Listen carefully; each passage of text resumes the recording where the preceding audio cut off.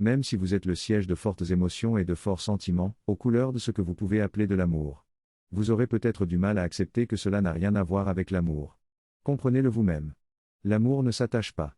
Quand l'amour anime votre cœur et éclaire votre esprit, vous voyez que tous les êtres sont porteurs de la même beauté essentielle, et vous voyez que cette beauté essentielle est tout ce qui importe. La beauté des couches superficielles et des strates éphémères de la personnalité est une beauté sans consistance, et l'être animé par l'amour ne saurait se laisser subjuguer par cette beauté-là. L'amour aiguise le regard, et permet de voir l'essence de la beauté à travers les épaisseurs de la personnalité. Ce qui en vous réagit dans les termes des attirances physiques et des sympathies psychologiques.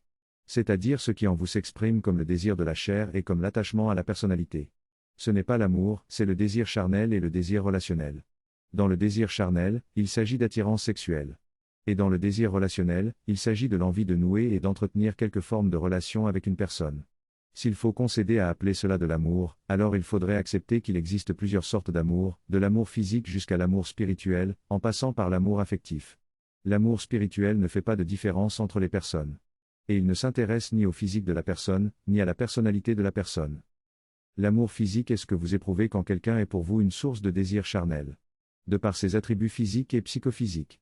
Et plus ces attributs vont correspondre à vos canons subconscients de préférence, plus vous éprouverez cette sorte d'amour.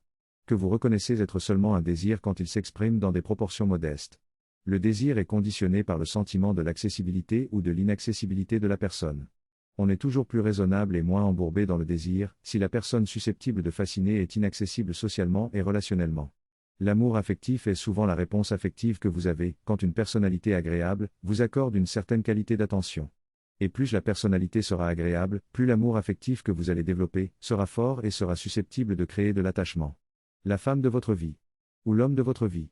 C'est seulement la construction psychologique qui se cristallise en vous, quand une personne que vous trouvez psychologiquement très agréable, présente aussi un physique que vous trouvez très attirant.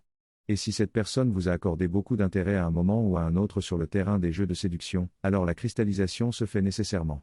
Quand l'attachement est créé, l'amour physique et l'amour affectif sont des sources de souffrance, des bombes psychologiques qui finissent toujours par exploser et faire des dégâts à un moment ou à un autre. Si vous pouvez vous affranchir de la tendance à l'attachement, alors vous vivrez la joie de l'amour physique et de l'amour affectif d'une manière saine, sans que cela soit une bombe à retardement. Le seul problème, et c'est un immense problème, c'est de créer et de cristalliser de l'attachement.